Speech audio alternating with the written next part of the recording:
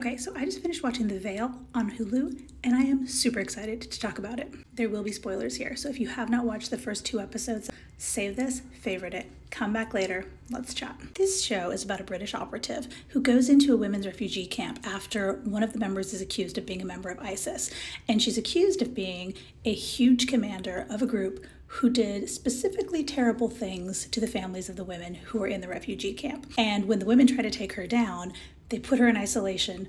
Elizabeth Moss swoops in as this international British operative to save her.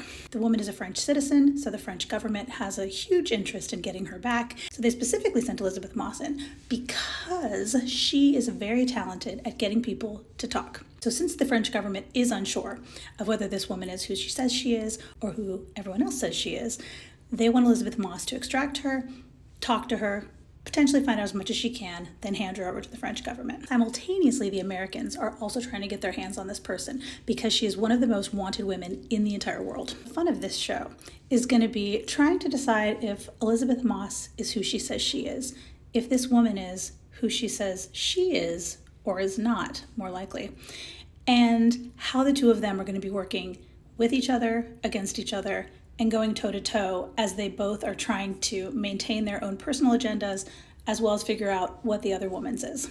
They also gave us some really fun literary Easter eggs in these episodes.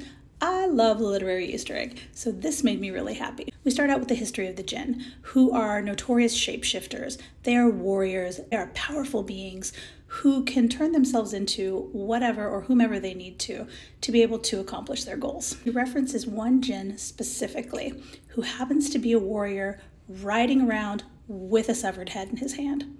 It's interesting because she mentions earlier that there were women in the group she was in who had severed heads. However, she was not one of them.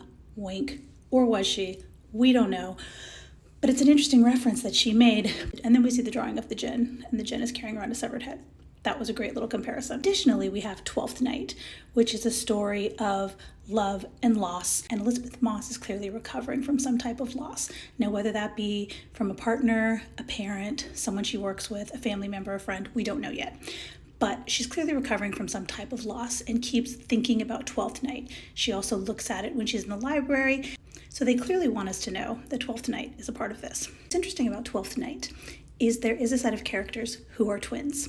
And one of them, who is a cis man, dresses as a woman as a form of disguise. This opens us up to a whole potential of disguises, twins, many different scenarios that could be playing into this, which could be really fun, may also be a stretch.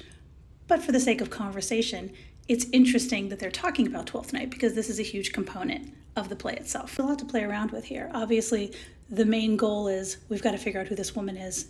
Is she who she says she is? Is she the most notorious woman in the world?